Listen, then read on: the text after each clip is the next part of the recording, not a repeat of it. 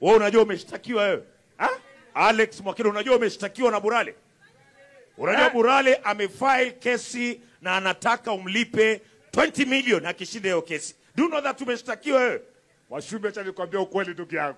No, unajua umeshtakiwa? Nimeshtakiwa. Umeiona kwamba umeshtakiwa na Burale? Nimekuwa served. Na si wewe peke yako, ni wewe and your sister Rosina Mwakideu. Do you know that? We have been officially served. Uko na 20 million.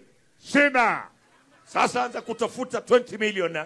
Maana unajua tena hiyo unamlipa tu Burale peke yake. Ataongea na Burale. Alafu ulipe tena mawakili wake. Alafu tena ulipe mahakama.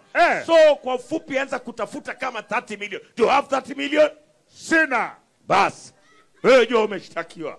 Ataongea na Burale. Lakini unaona umesema kwamba your legal team iko ready? My legal team is ready. So are you ready to battle in the court of law? Niko na mawakili wengi Okay. Na Amicus Curiae. Okay. Amicus Curiae. Who is your lead team katika legal yako nani? I will be doing a press conference. And nitakuwa nafanya press conference leo saa 8 mchana. Baadhi ya mawakili ambao wanakuwakilisha ni kama kina nani? Niko na mawakili chungu nzima. Wewe jua niko na mawakili chungu nzima. There is a huge team. All right. A huge legal force. Okay. Tutakuwa pale Milimani Court. Ndio. They will be representing Alex Mwakideu and Rosina Mwakideu. And we are ready. Anza kutafuta pesa bro.